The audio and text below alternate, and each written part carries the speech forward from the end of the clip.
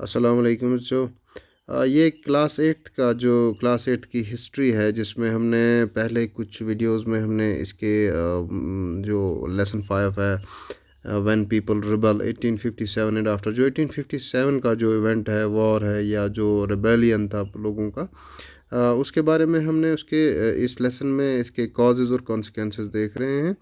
तो पहले हमने कॉजेज़ तो हमने देख लिए, जैसे कॉजेज़ जिनमें से जो ब्रिटिश पॉलिसीज़ थी, एंटी पीपल पॉलिसीज़ थी उनकी, या जो नवाब्स थे उन दिनों उन्होंने वो अपना पावर लूज़ कर रहे थे, ऑनर और डिग्निटी लूज़ कर रहे थे, वो इस अपराइजिंग में आए, अवध को एनेक्स किया गया बिना किसी वजूहत के। पीजेंट्स और सिपॉइज़ में डिसकंटेंट था।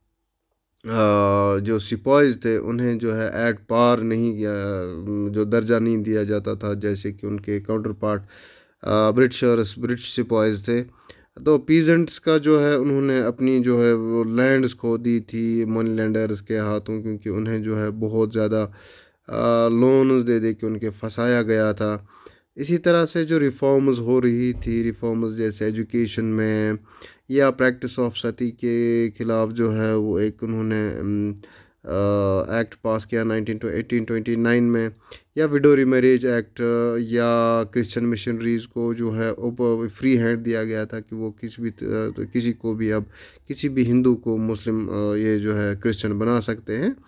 तो इस तरह से जो ये कुछ पॉपुलर कॉजेज़ थे, जिनमें से कुछ ख़ास कॉज ये था कि उनको जो है ग्रीज्ड कार्ट्रिज जो है एक गन दिया गया था, ग्रीज कार्ट्रिज जो उनको से कहा कहा जाता था, उसको जो है मुंह से सिपाहियों को जो है मुंह से खींच के उसमें वो गोली भरनी पड़ती थी।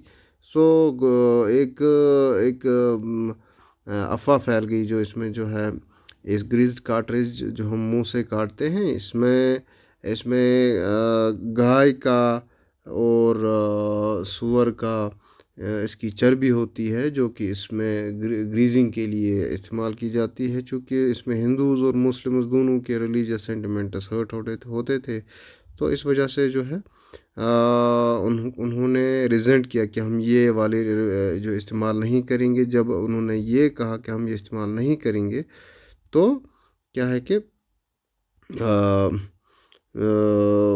एक रिवोल्ट सा बन गया, एक म्यूटिनी सी बन गई, जो सब का एक ही कॉज बन गया, हिंदूज हो मुस्लिम्स हो, जो कि उनमें उन दिनों सोल्जर्स थे। तो इस तरह से जो जब अब हम देखते हैं कि उसके कॉन्सिक्वेंस या कोर्स इस रिबेलियन का क्या कैसा रहा। सबसे पहले यह है कि जो रूलर्स और उनके रूल्ड होते हैं, इनमें हमेशा स्ट्रगल्स होती रही है, लेकिन ये स्ट्रगल में क्या ख़ास था कि ये इसमें सिर्फ जो रूलर थे वही नहीं, जो कि दूसरे जो राजा महाराजा थे वो भी जो है इसके इनके खिलाफ, ब्रिटिशर्स के खिलाफ थे। अब सब में एक एक नोशन सा बन गया कि हमारा एक कॉमन एनिमी है और एक कॉमन लड़ाई लड़नी होगी इसको भगाने के लिए, इसको हराने के लिए। तो इस तरह से जो है एक एक एक डिस्कंटेंट या एक नोशन सा बन गया कि हमें अब ऐसा करना होगा। सो इसी तरह से जब ये लोगों में ऐसे ख्याल आते रहे, तो 1857 में जो है ईस्ट इंडिया कंपनी ने एक मैसिव रिबेलियन फेस किया। ये था मई 1857। सो इस रिबेलियन को जो है biggest resistance, armed resistance against colonialism in the 19th century anywhere in the world, इसे कहा जाता है कि इससे पहले इतनी बड़ी आर्म्ड रेजिस्टेंस कॉलोनियलिज्म के खिलाफ कहीं पे नहीं हुई दुनिया में, जो कि हिंदुस्तान में हुई। तो सबसे पहले जो ये शुरू कहाँ से होती है, शुरू होती है मेरठ से। मेरठ में जो है एक ऑन 29th ऑफ मार्च 1857 में एक यंग सोल्जर था जिसका नाम था मंगल पांडे, जिसके बारे में हमने फिल्मों वगैरह में, ड्रामा में बहुत कुछ देखा है। ये मंगल पांडे था बरकपुर जो उनकी वहाँ पे बरकपुर में जो मान लो कैंप था ब्रिटिश आर्मी का, तो वहाँ पे ये थे, एक रेजिमेंट थी। तो इन्होंने आर्मी ड्रिल से रिफ्यूज़ किया। उन्होंने, जैसे मैंने अभी कहा कि जो न्यू न्यू कार्ट्रिज आई थी, उसमें ये कहा गया था कि इसमें फैट ऑफ काऊ या पिग है, तो उन्होंने रजिस्ट किया कि हम ये इस्तेमाल नहीं करेंगे। उस इस बिना पे जो है ब्रिटिशर्स ने लगभग 85 सिपाहीज़ को डिसमिस कर दिया सर्विस से, और उन्हें उन्हें जो है 10 ईयर्स जेल भेज दिया गया। सो कि उन्होंने जो है अपने ऑफिसर्स के जो ऑर्डर्स हैं उनको डिसओबे किया। तो जब उन्होंने जब जब एक तरफ से जब जूं ही ब्रिटिश आर्मी ने ये ऑर्डर या पास किया कि उन्हें जेल में डाल दिया जाए, जो डिसकंटेंट सोल्जर्स में ऑलरेडी प्रिवेलिंग था वो और बढ़ गया। तो क्या हुआ कि 10 मई को सोल्जर्स जो हैं, आप देख लीजिए, ये था 29 मार्च, और 10 मई को सारे सोल्जर्स जो मेरठ में थे इन कंटेनमेंट रेजिमेंट में, तो वो सारे मिलकर जो है ब्रिटिशर्स को, अपने ऑफिसर्स को मार देते हैं, और वहाँ उस जहाँ पे इन 85 सोल्जर्स को बंद किया गया था वहाँ जाकर उस जेल को तोड़ते हैं। वहाँ ब्रिटिश ऑफिसर्स या उनकी जो वहाँ पे सिपाही उनको मारते हैं और अपने साथियों को बाहर निकालते हैं। तो ये ये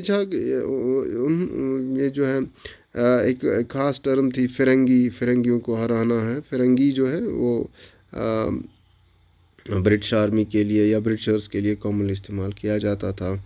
अब सवाल ये खड़ा होता था कि अब हमने तो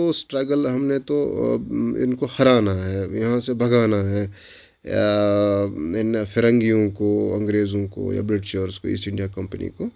लेकिन अब इनकी जगह कौन लेगा, ये सवाल अब हर एक के जहन में खड़ा होने लगा कि अगर हम ऐसा करते हैं, लीड कौन करेगा या इनकी जगह कौन लेगा। तो सबसे पहले जो है नाम सब के, हिंदू मुस्लिम सिख जो भी थे, उनके उनके जहन में यही नाम, मुग़ल एम्परर बहादुर शाह ज़फ़र जो उस टाइम थे दिल्ली में, रेड फोर्ट में बैठते थे उस टाइम, तो उसका नाम आया कि यही जो है अब हमें लीड करेगा। तो सिपाही जो है अब वहाँ से जो है, जो ही उन्होंने अपने मेरठ में जब उन्होंने ये हंगामा कर दिया, तो वो दिल्ली की तरफ मार्च करने लगे। 10 मई को वो दिल्ली पहुंचते हैं। तब तक जो है दिल्ली में ये ख़बर पहुंची थी कि मेरठ में ऐसे इस तरह से एक रेबेलियन हो चुका है। तो उस टाइम जो था ब्रिटिश, ये जो बहादुर शाह ज़फ़र था वो काफ़ी बूढ़ा हो चुका था, उसमें वो एनर्जी नहीं रह चुकी थी, और वो विलिंग भी नहीं था कि वो इस रिबेलियन को लीड करे, क्योंकि उसको जो है इसके कॉन्सिक्वेंसेस पता थे कि अगर जो मैंने हारा, तो अगर मैंने हारा तो ब्रिटिश मेरा क्या हाल कर सकते हैं। और दूसरी तरफ ये कि उसे ये भी पता था कि अब जो है मैंने सारा पावर लूज़ कर दिया है, अब एक कोशिश क्यों ना एक कोशिश की जाए इन ब्रिटिशर्स को बाहर भगाने के लिए। तो एक लीडर की क्वालिटी उनमें थोड़ी सी कम थी, लीडरशिप की क्वालिटी। तो उन्होंने क्या किया कि सारे जो भी उनके गवर्नर्स थे, राजा थे दूसरी रियासतों के, उन्होंने उनको एक ख़त भेजकर, उन दिनों मोबाइल फ़ोन या ईमेल वगैरह तो था नहीं, तो ख़त भेजकर किसी के हाथ जो है वहाँ पे भेज दिए। यहीं पे प्रॉब्लम शुरू होती है कि जो कम्युनिकेशन थी बहादुर शाह, जैसे अभी एक बहादुर शाह ज़फ़र जो काफ़ी बूढ़ा था उस टाइम, तो कम्युनिकेशन की जो प्रॉब्लम थी उस टाइम इंडियन प्रिंसेस या इंडियन लीडर्स में बहुत ज़्यादा थी। ये चूँकि अब जैसे कि मैंने पहले ही कहा कि इन सब लोग जो है, इन फिरंगियों को, ईस्ट इंडिया कंपनी या ब्रिटिशर्स को जो है एक कॉमन एनिमी मानते थे। उन्होंने सोचा कि चलो अब अगर बहादुर शाह ज़फ़र ही फिर से बादशाह अच्छी तरह से बन जाता है, तो हमें जो है अच्छी तरह से अपनी जो रियासतें फिर से मिलेंगी, या जो हमें इनसे डिस्टर्बेंस हो रही थी, उन्होंने हमारे बहुत से पावर्स या रेवेन्यू को या हमारी जो ज़मीन को हड़प लिया था, वो हमें फिर से मिल सकती है वापस। तो इस तरह से जो है बहादुर शाह ज़फ़र ने अब इसकी जो है लीड करनी शुरू कर दी, और जो बाहर जो थे दूसरी रियासतों के, वो जो है वो भी इसमें पार्टिसिपेट फॉर्मली पार्टिसिपेट करने लगे। तो रिबेलियन किस तरह से स्प्रेड होता है, जैसे कि हमने देखा कि इससे पहले जब हमने देखा रानी लक्ष्मीबाई जो थी वो पहले से ही इन ब्रिटिशर्स के ख़िलाफ़ थी, क्योंकि उसके बेटे को उनके जो उन्होंने जो अडॉप्ट किया था बेटा, तो उसको जो है ब्रिटिश वहाँ पे वो जो है उसको रिकॉग्नाइज नहीं, वो उसको लीगल हेयर मानते ही नहीं थे कि ये जो है अब रानी लक्ष्मी के भाई के बाद जो है उसकी सीट पे किंग या प्रिंस बन सकते हैं। इस तरह से जो है ये भी इनके ख़िलाफ़ हो गई। तो ये भी जो है सबसे अगर कहा जाता है कि अगर सबसे बेहतरीन जो लड़ने वाला रिबेलियन इनमें से था तो वो यही रानी लक्ष्मीबाई ही था, जिन्होंने ब्रिटिशर्स के ख़िलाफ़ आवाज़ भी उठाई और हाथों से भी लड़ा। तो इसी तरह से